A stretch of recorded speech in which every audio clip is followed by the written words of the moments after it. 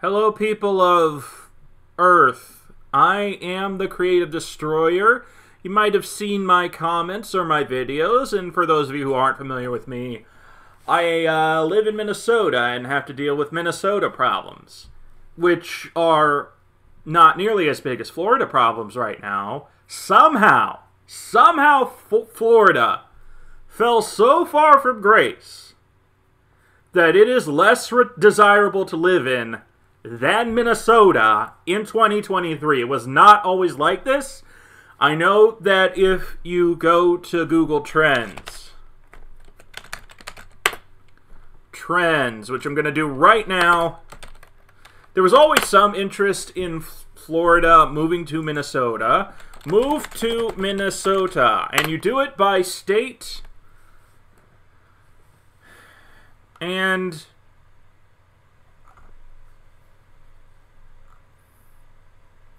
these states are always showing up here, but like this is over the past day, so not a really big sample. But if you go over the past 5 years, there's a lot of interest in Florida, Pennsylvania, New York State, Wisconsin, Illinois. You have Chicago transplants going to Minneapolis, or even rural Minnesota, Texas, and California. One thing these two states can agree on is that moving to Minnesota might be worth considering. Florida more than Texas, but let's... I don't think I can go back and do, like, what was the interest from 2019 back, but if you go past 5 years, past 12 months, pretty much the same. It is the same. It's Minnesota, Wisconsin, Florida, Illinois, Texas over the past year. And Florida, it's over Illinois. There is more interest in Florida moving to Minnesota than Illinois. That's crazy. That's insane. Like, Illinois wanting to move to Minnesota, that's been a constant for, like, a decade. And I can prove it. Or attempt to. A decade! But, for Florida to overtake Illinois, that's a big deal. That shows that the government of Florida is not doing so well. Moved to Minnesota, and they changed the metrics. I don't know why anyone in 2004 would want to do that. From any of these places, except maybe except Illinois, for sure. But yeah, past 5 years, Florida's on the list. Past 12 months, Florida's on the list. And it's third. It's second if you don't count Minnesota, which Minnesota's probably just searching that to help other people find out how to move here. And past 90 days, Florida. Past 30 days, Florida's still there. But I mean, California, there's a lot of people wanting to move out in general.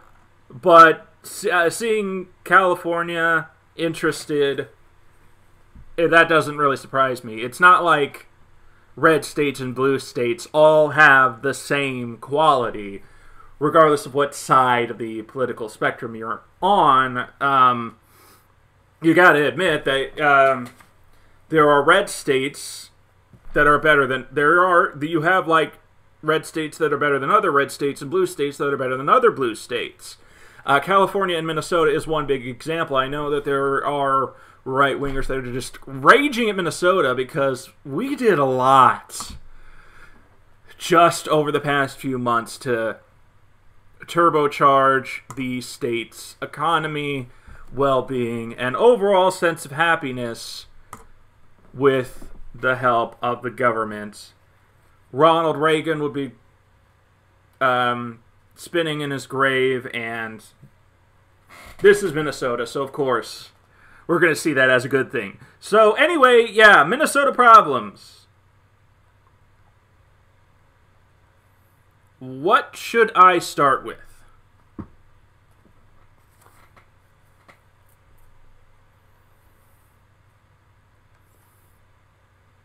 I have a rich...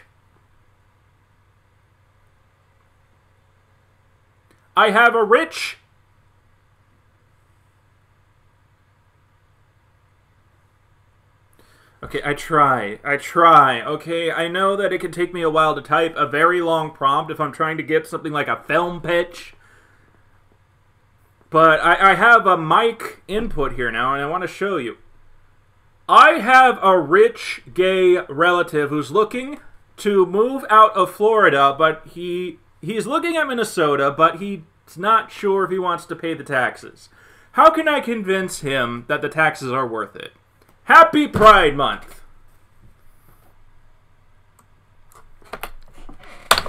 What does GPT-4 say?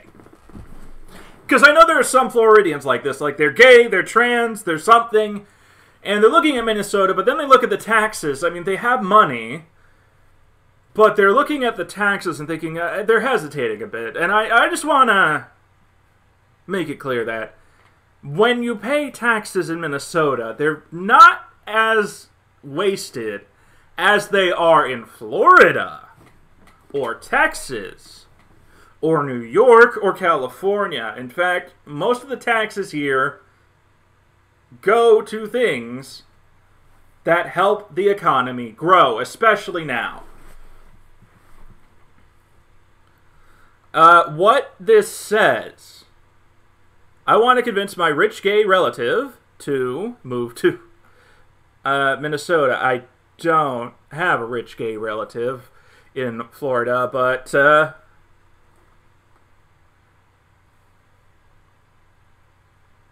just taxes. And there are people like this in America where, you know, Florida doesn't want me to be alive, but the taxes in Minnesota are high, even though it's the best state for me in the country right now. Except maybe California. But even then, like, dude, the quality of life. Best parks, excellent schools, the best in the upper Midwest. Better than Illinois. Basically better than all the states except Massachusetts. We have really good schools, and we show a lot of respect to the teachers. It's a very give-and-take relationship, and there's a lot of good outcomes when it comes to the education in Minnesota. The only thing we're struggling with is teaching technology. When I lived in Georgia, there was a huge emphasis on, you have to know how computer thing works. You have to know how to put files and organize them in the computer. All the school districts I went to, and there were several in my life, they had typing classes. I even got bored and learned how to do 10 keys, so like the keypad but with 3 fingers, that is faster than with 1, and to memorize that. But yeah, we have really good schools, top-rated healthcare facilities, the Mayo Clinic, Alina, any of them except HCMC the one time I went there. I don't know what they're like now, but awesome healthcare, awesome.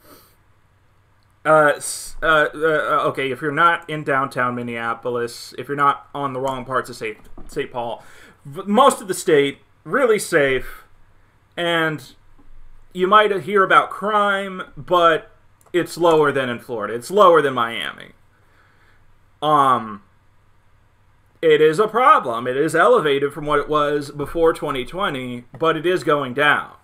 Right now, the violent crime is going down faster than the property crime, I believe. I don't know exactly, but Sunday night, just don't stay out too late. That's when most of the crime happens. I'm pretty sure I know what causes that. You can take a pretty good guess. It's because of anxiety of going to work the next day or going to work the next day and then losing your job type of thing. And that's really hard on the black community. So I can understand the frustration, but violence is never okay. And don't ever join gangs. And don't ever get involved with gangs. Just stay away from gangs. And you'll be fine. natural beauty. We have our own vacation spots. Like, if you're in Minnesota, I am paraphrasing this, by the way, because it's a hint of another Minnesota problem, but I drank some of this. Oh, no. Minnesota's home to more than 10,000 lakes, numerous state parks, and outdoor recreation. We have the Boundary Waters canoe area. We have, if you want to just relax and fish, you can do that. There are places to hunt. And you're a rich dude, so hypothetical gay person, if you want to hunt with the governor, you probably can. He's into that. Cities known for cultural offerings, hiking, boating. It's really chill, and a lot of people will take time off during the summer to chill. Inclusive environment. Florida ain't that. Community services. Higher taxes often contribute to better community services, infrastructure, and social programs. The transit's great, but the people that use the blue and green line are not. But we're doing a very scientific, surgical approach to making that safe again. And that's another thing we can hold against New York, which is what a lot of rich gay people are probably looking at when leaving Florida, because that's lower tax than Minnesota, but it's filthy. New York City, from what I've seen in the media, as well as places I've actually been to in New York, Buffalo, Rochester, would not recommend as places to live. But Rochester's a really nice tourist town. New York, not so much Minnesota. That's where the Mayo Clinic is. But there's some fun stuff to do there as well. And you could move to Rochester, Minnesota. There's probably some stuff for you there.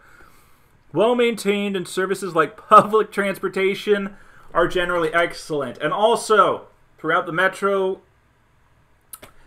you can bike.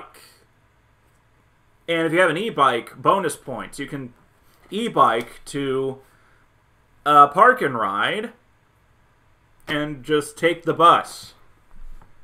It's awesome. Strong economy, diverse and robust economy with opportunities in numerous sectors, including health care. I dispute technology. It's the weakest point in the economy. There is a technology sector, but it could be a lot better.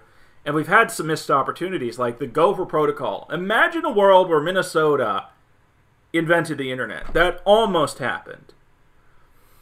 Manufacturing and agriculture. You could work retail, but you could also not. There's plenty of not retail opportunities for pretty much everyone here. Seasonal variety. Minnesota offers a hot summer, snowy winters, beautiful 2 days of spring, and 4 months of autumn. So if you're a leaf-watching geek, then yeah, Minnesota's pretty great. It's on par with Pennsylvania. While taxes may be higher in Minnesota, what matters is what one gets for those taxes. So when I wag the finger at New York and California, and I do this a lot as a Minnesotan, I wag it and I say, you know, a lot of that goes to subsidies for private companies with mixed results. A lot of blue states do this. The quote-unquote left coast does this a lot. Washington, California, and New York are very guilty of this. But in Minnesota, the subsidies for private companies are kept to a minimum. And even if you get one, the state will act like you owe it something because you do. It's not like New York where it's like, here's a handout, good luck, hope you fulfill your promises, No, it's not like that here. If you get a subsidy, you better make something. You better create jobs. And if you're going to build a stadium, the state's going to act like it's their stadium. There's a stadium authority for U.S. Bank Stadium. And it can veto... it can veto... I mean, there is a say in what can happen in the venue, and... You know, if... how do I put this? I think the Vikings have a stake in the stadium, but so does the government. It has authority on what events can be held there, and it wants an indoor stadium so that a variety of events can happen. And they do. Like, you have, like, Christmas shopping. It's like another convention center, basically. And you have all kinds of events. You have concerts, you have all that stuff. You can even have basketball games if you have a huge basketball game event. It's a really useful venue, and I know it was controversial to have it built, but it's there, and it's a really nice place to hold events. Honestly, you just paid for a second convention center with your tax dollars that also has Vikings games. Okay, so that is the tax part of Minnesota problems. Now, how do I convince my gay relative that the winters in Minnesota are surmountable for him and may actually be fun? They can be quite intense and often a significant consideration for people considering moving there. However, winter sports, I mean, if you're rich and gay, come on, you're going to do that. Ice festivals, I want to go to one. Indoor activities, natural beauty, just...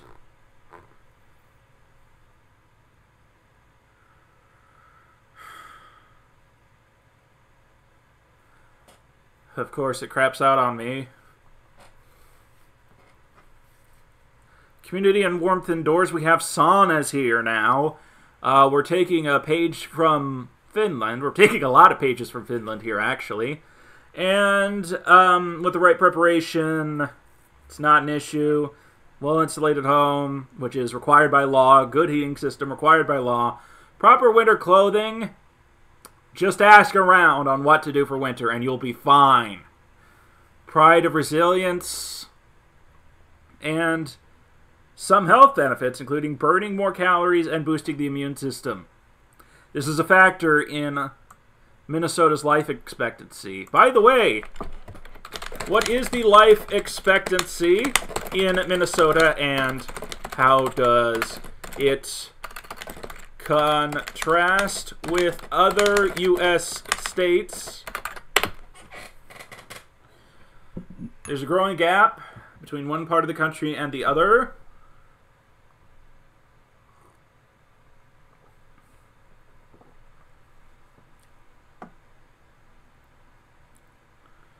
So, what is it, though? What is the life expectancy of Minnesota?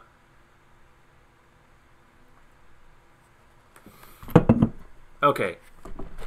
What is Minnesota's life expectancy and rank among U.S. states? Okay, so I got to be a little more clear with the prompt. What is Florida's? Give me a number.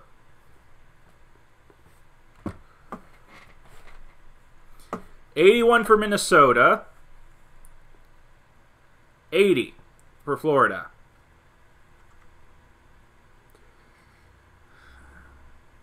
Now, Bard can do incorrect answers. I just want to check life expectancy by U.S. states.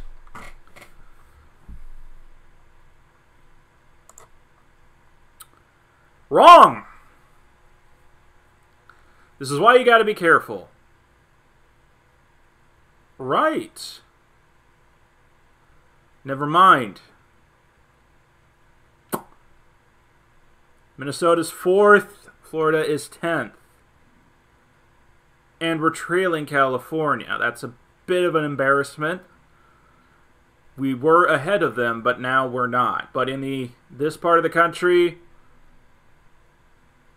we're ahead by leaps and bounds. Okay, Minnesota, we're 4th. Wisconsin, where are ya? Pesky Sconies.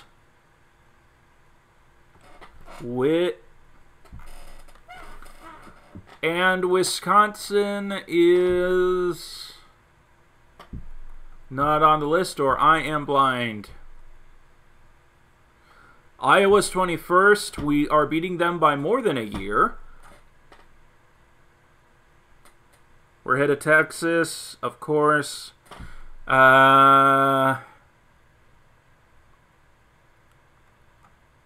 on. Oh, there we go. Wisconsin is 20th.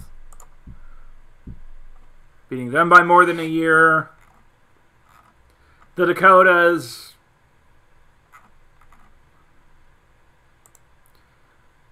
Bad. Beating the Dakotas by several years. North Dakota, 79.7. We're beating them by nearly 2. Well, beating that by a year.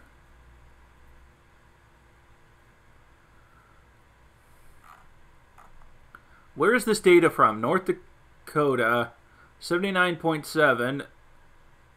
More than a year. South Dakota, 78.9.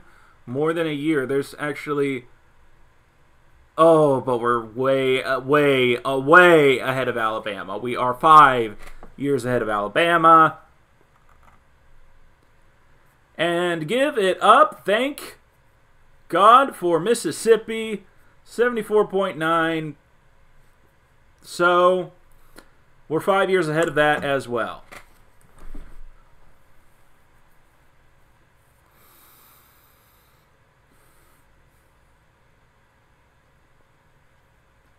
Okay.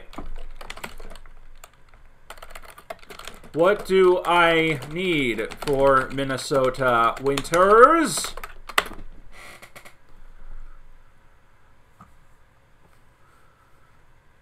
Clothing.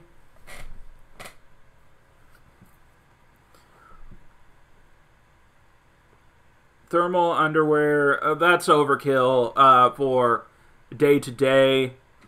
But you want gloves, hat. Did it say boots? Oh, there it is. Boots. Home. Again, by law, it has to be insulated enough for here. Vehicle. Winter tires. Okay, I've been slacking on that for the past few winters. I don't really do that. I just drive really careful and slow. Survivor kit, I have that.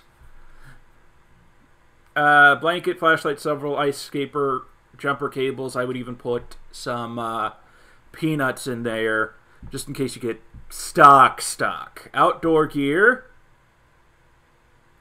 Winter outdoor activities. Actually, snowshoes. Walking in snowshoes, they are light. And you can go first aid kit, emergency supplies in case you get snowed in. That's not really as common here as it is in West New York, Buffalo, Rochester. Oh, and snow remover, snow blower. Don't bother with the shovel. Or if you have an HOA that gets the snow out for you, even better. Have some ice melt. If you have an HOA that does this, you still want a shovel and ice melt. But if you don't, snowblower, or if you live in you're rich, you figure it out. What order do I take winter clothes on and off? I struggled with this for more than a year. Putting on. Oh, you're doing the big boy headings now.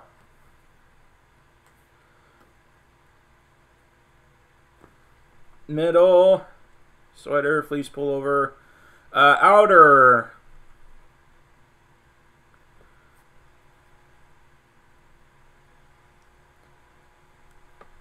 Basically what this is saying, as a Minnesotan, is normal clothes, something on top of the normal clothes in the winter, in the dead of winter, where it can get, whether in the Northland or the Metro, it is possible for the temperature to drop to minus 40 Fahrenheit or Celsius.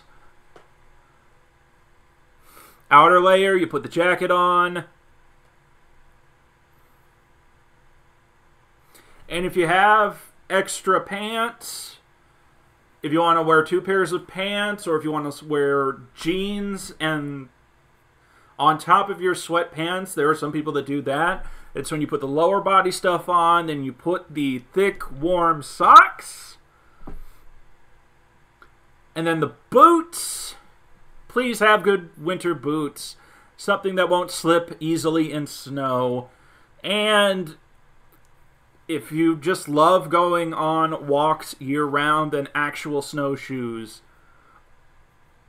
I would try that. And then the accessories. Gloves. Hat. Gloves are always the last on and the first off. Do not forget that. And it says here, accessories. The boots, the outer, the socks, the middle, and then you get naked, I guess.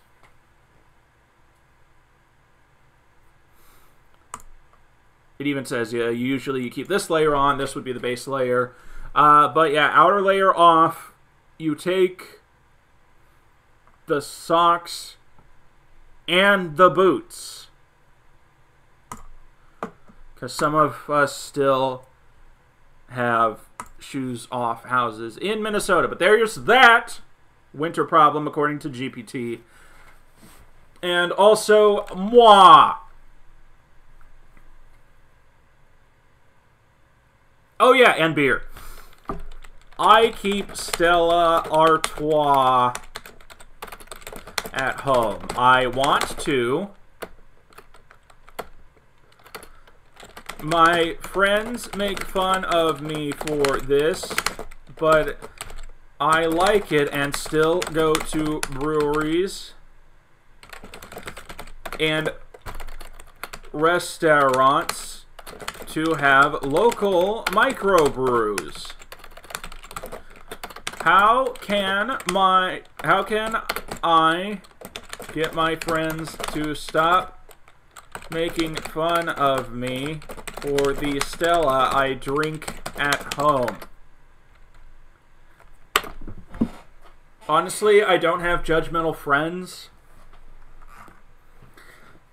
like this, but I'm sure someone will. It's like, oh, Stella? Really? And it's like, yeah, it's in my fridge. It's cheap.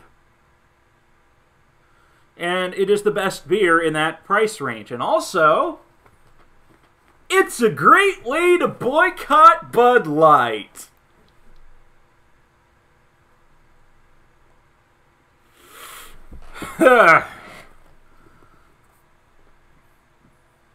I'm sick of people like that. Let's just keep business and politics away from each other. Way easier said than done. If the teasing and friendly and not intended to hurt, respond with humor, jokes, accuse them of being beer snobs, or make light of the unrefined when I show them the fridge, invite them to join me for some Stellas. That's something that happens really often anywhere. Yeah, let's have some Stellas. I got the glasses. Sure. Not all commercial beers are bad. Stella is good. It is the only big commercial beer that is good in America. While local microbrews offer variety, larger offer consistency and widespread availability. I can get this here. I can get this in Wisconsin. I can get it in Florida. Okay? It's something I can expect pretty much anywhere. Though some bars are pulling it and just having the microbrew stuff. Which, okay. I mean, if you can afford to go to a restaurant and drink beer, you might as well get good beer. Explain, or even its history and Belgian origins. By the way, it says 1366. That's brewing in Belgium in general. Stella is based off of that, but that's not Stella itself. I did look that one up. So that's another Minnesota problem. How can I take good care of my car in Minnesota? You better mention the thing I want you to say. Regular maintenance, like changing oil and filters. In cold climates, synthetic is a better option for pretty much any car on the road now. Antifreeze, make sure it's properly mixed to prevent it from freezing. By default, you're going to get this kind of antifreeze anyway. Your car is going to be set up like this anyway. Battery. Oh my god. Batteries get sold out every year. But you want to have your car running every now and again. And you're going to have to do this from time to time. You're going to have to run your car and make sure your battery doesn't die. Most cars, this isn't a problem, but once your car gets older, make sure your battery is new enough. And, I mean, if you're moving to Minnesota, just change your car battery right before you come here, okay? Have a winter survival kit and have peanuts in it. You might get stuck because you were an idiot driving by a snowplow. They do not care. You have to make way for them no matter what. Use winter grade windshield wiper fluid and make sure your wiper blades are in good condition. Have them up. I don't think it mentioned this, but have them up if you are expecting snow so that you can put them down. And block heater, that's actually going by the wayside. That's not something people really do anymore. That is obsolete. That has been replaced with something called a starter. Most cars have this. You can press and hold a button. The engine starts, and it'll heat or air condition the car to the desired temperature. But most people don't run it for like hours. It would take hours to get all the snow and ice off on a lot of winter days here. That's just for the interior. That does nothing for the exterior.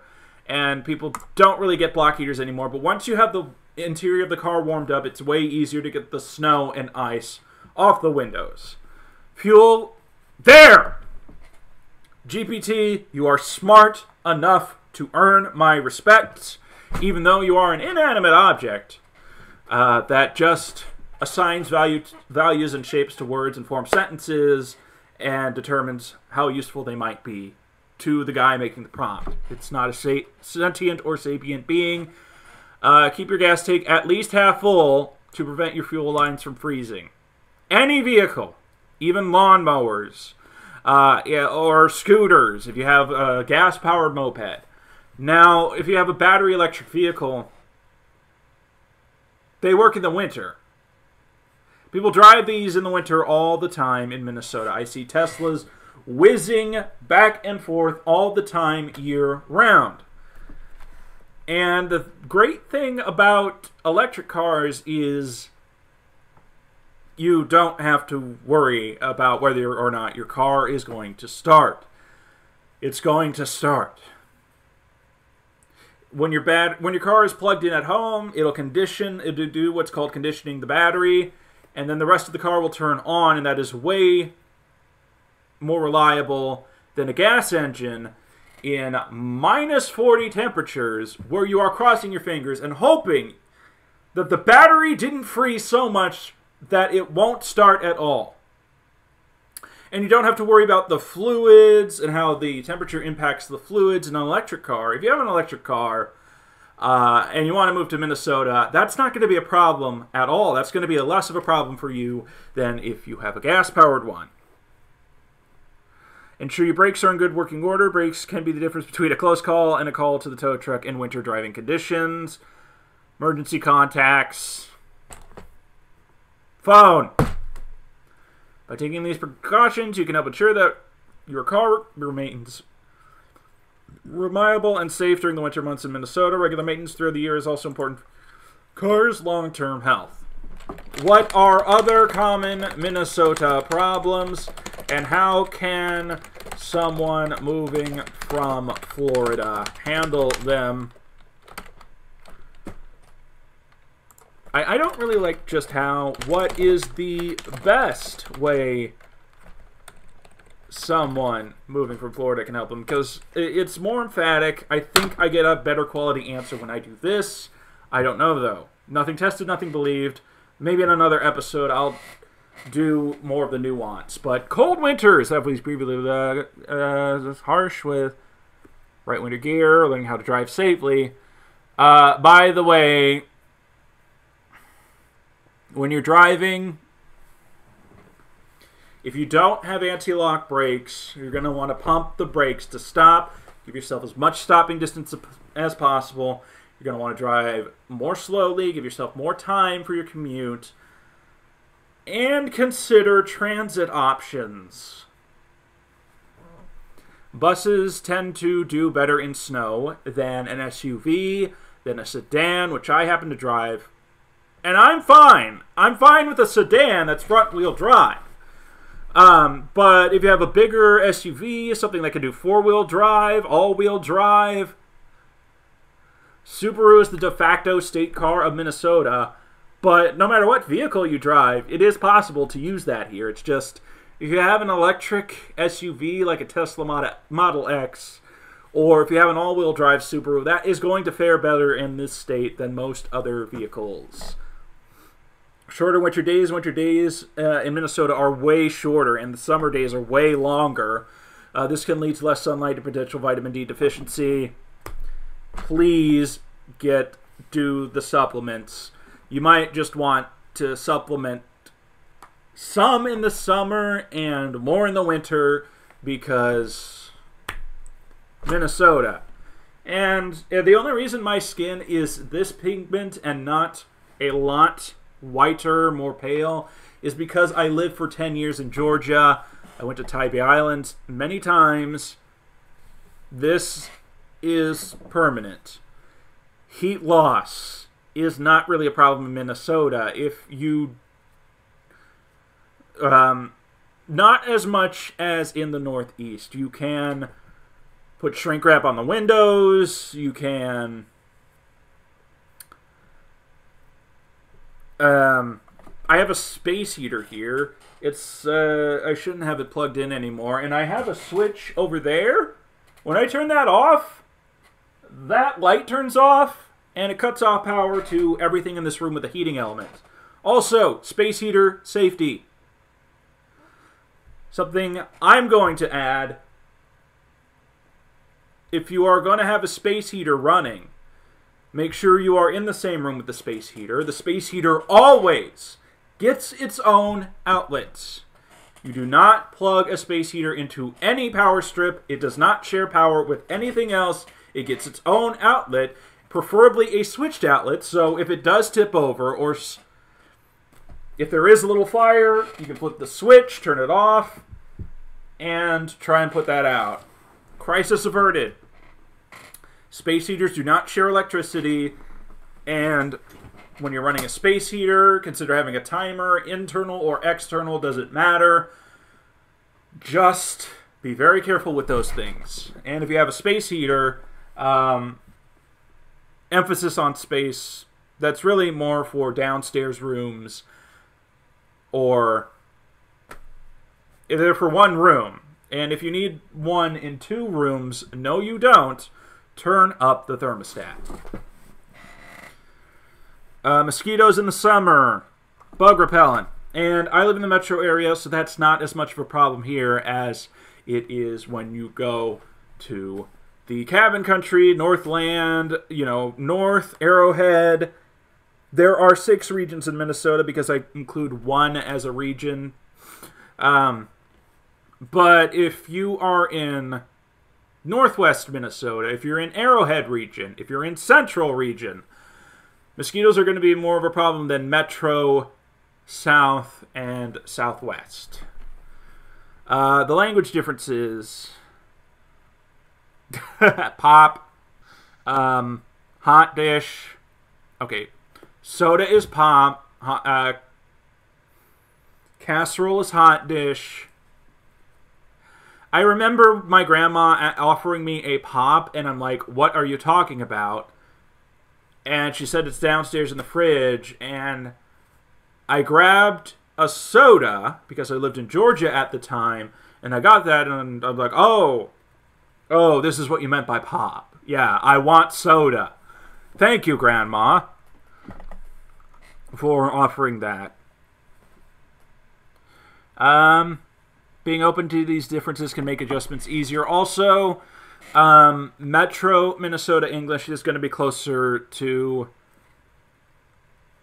what you expect than if you go anywhere else. If you're in Central, Northwest, or Arrowhead.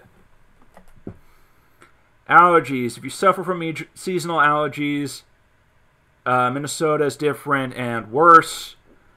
You might want to talk to your doctor. And cultural shock. Minnesota nice. A lot of people are passive-aggressive. It's kind of hard to directly tell people how you feel about things. And if you do that too much, they're just not going to like you, and they're going to be doing things behind your back. The best way to talk to people in Minnesota is you want to be an extrovert, but you don't want to be harsh. Now, if you are somebody like me and you have medium to high functioning autism, it's hard. Like, everyone expects you to do things like mumble and express how you feel all the time, and one factor in that is gun laws. They're stricter here. So if you mumble something, it's treated most of the time as a mumble. People don't really jump at you for mumbling, even if they can hear you. And you can mumble something. You can even mumble swear words. You can mumble swear words. But if you shout swear words, that tends to turn people away from you. And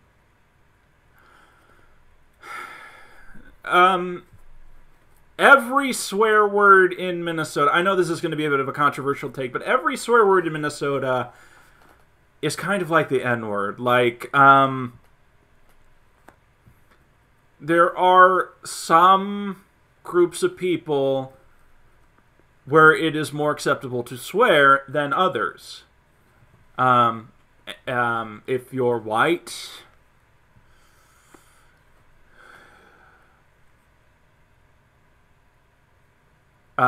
swearing like a sailor in front of other white people is going to get you ostracized very quickly. I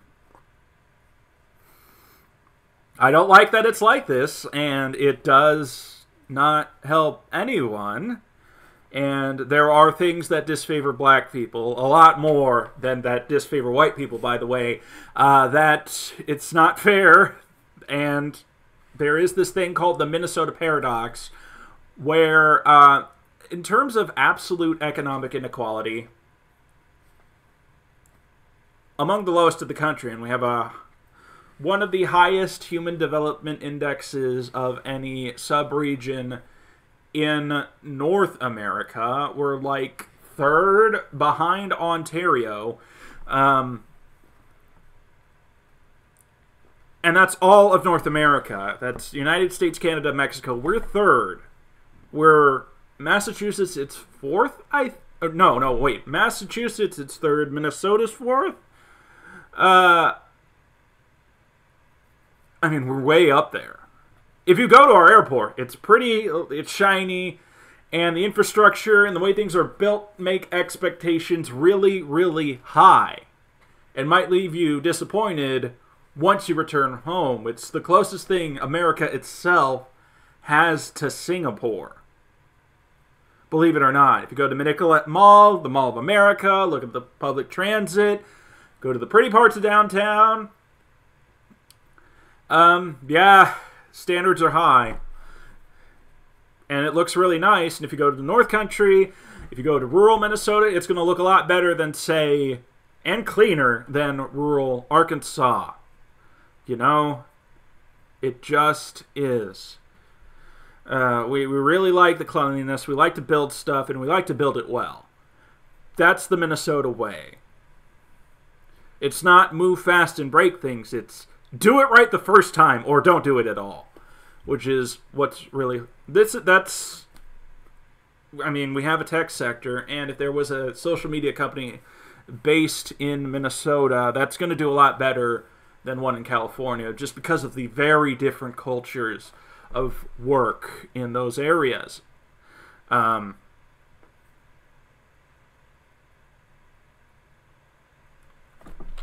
What should I tell my rich gay friend about the economic potential of him moving to Minnesota? We only have like 6 billionaires here, too. The taxes are that high. Thriving industries. It has numerous Fortune 500 companies. Best Buy. I'm surprised Best Buy is doing as well as it is. And I know it can do a lot better than it is now. It's just, there was a long period of time where they were very, very shady. And only now have they taken steps to improve, but they're not good at telling people how much they've improved. So that's one big part of their problem, and another is they have to compete with Amazon, they have to compete with Newegg, and they could do way better than they currently are. They don't... The one thing I will criticize Best Buy for is they don't really see their own potential to improve right now. And people really want a very good place to get electronics. They want a very good place to get electronics. They want expertise. It doesn't... The staff doesn't have to be commissioned. It doesn't have to be the golden age of Circuit City good. But it can be better, and you don't even have to pay the commission. You just... I don't know. Best Buy is a very odd one.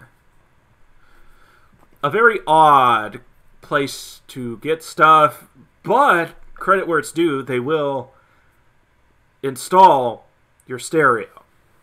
Your car stereo. You have to pay Geek Squad, but it's worth it. They do a really good job with that. And they do have like this all-encompassing service plan. So even the stuff you didn't buy at Best Buy, if you have questions, if you need help, they can help you. I just want them to be able to help with Linux stuff. Because as you can see, I have Manjaro Linux running here. And not Windows. Quality of life. Healthier, happier, more productive. Yes, yes, and yes. Even in the winter, it's like, I still gotta go to my job unless they tell me not to. You have people wearing their employer all over their body. It's a great place to live and work. Cost of living, despite having a strong economy, this right here is what I want everyone to know about Minnesota above everything else. Despite having a strong economy, despite paying people really well, In contrast with other states, the cost of living in Minnesota is relatively reasonable, especially compared to coastal states like New York and California. There are jobs you will get paid like New York and California, but the cost of living is Midwest. This means a more affordable lifestyle or the potential for investment in real estate. And to my hypothetical rich gay friend in Florida, or if I do become friends with that one furry who is rich and gay and in Florida, and he wants to consider moving to Minnesota, the potential for investment in real estate, it's there. Even in places with rent control, there's still opportunity like St. Paul. And you have a lot of real estate competition and firms and people fixing up places, renting them out, buying, flipping. Home building is huge. Oh my god, if you go on the edge of the metro, a lot of signs for, we just built this, look at this Lennar, look at this Pulte Homes, and a lot of city councils and local governments will do whatever they can to make sure as much of that is being built as possible. And once that is all settled, you can make some very decent money. Taxes high, but you get a lot of services like quality education and healthcare systems. We are, I believe, gonna do the public option. We passed a law saying we can do that. So in like 2025, Minnesota Care is going to be for everyone, but right now it's not. But even then, one thing I do want to point out is UHC is here, and because of all the healthcare industry, research, the manufacturing, all that, the cost of health insurance is lower in exchange for giving them access to the healthcare economy as a whole, and we kind of get a kickback from health insurers, so they get access to the information to set their rates across the country. And while not directly an economic factor, the social environment in the state can influence personal happiness, which can impact economic success. Generally known for being progressive and accepting with strong protections. Way strong. And if the Supreme Court rules against that, we are going to tell them they are wrong and keep enforcing these protections. That is my prediction in that hypothetical scenario. Then Minnesota will censure SCOTUS and say, you are illegitimate. We're going to go our own way. We don't trust your opinion on the Constitution anymore because you clearly do not like it. Generally progressive and accepting with strong protections for LGBT rights and a vibrant LGBT plus community, particularly in the Twin Cities, but there is, I mean, you will find variants. There is going to be more homophobia in rural than metro, but rural Minnesota, less homophobic than rural Florida, rural Arkansas. Yeah. And not attacking the gays is good for your economy. It's so good that it will attract trans, all kinds of LGBTQ plus people from other states. We'll take them. We'll take your refugees. We will hire them. We'll take their money. When they go out and shop, we'll sell them things. We'll help them. We'll give them loans so they can make stuff. And on and on and on. And apparently there is a tech startup scene growing. I think North Minneapolis is, where a lot of the crime happens, the quote-unquote ghetto. A lot of tech and startup money is going into that. trying to make that a better place. That's where ESG is trying to reduce or even eliminate poverty in that area. Some of it is companies trying to look for woke points, and some of it is legitimate. Some of it comes from the state. Some of it comes from the private sector. Minnesota's just awesome overall. So that is what ChatGPT says about Minnesota problems and how to deal with them. And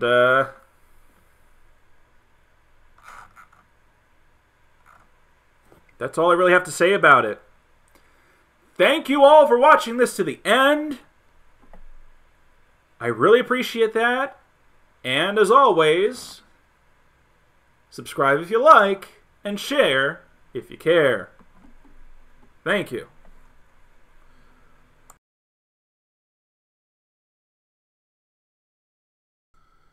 Okay, fine. There are some people in Minnesota that could be watching this, and I know what they're thinking. I know what they want me to ask. How can Minnesota sports teams do better?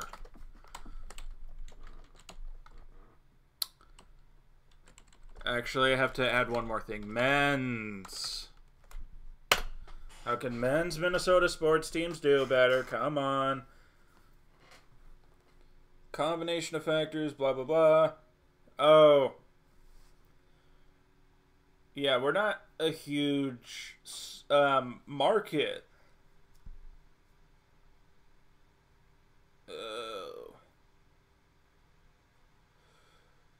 I will give the Vikings credit, though.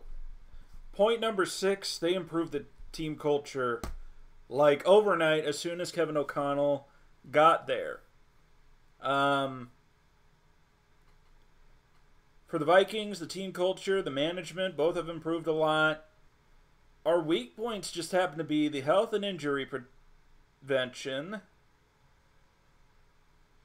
We have players that get very injured towards the end of the season, which ends up ruining it. This is especially true for the Vikings and Wild, the NHL team. Coaching's not really a problem anymore. Except for maybe the Lynx, which is the women's basketball team. But they got 4 championships. I think they were tied for the most. I don't know if they still are. And the player development, I think that's a weak point. Getting that confidence. I haven't seen the Vikings excited to play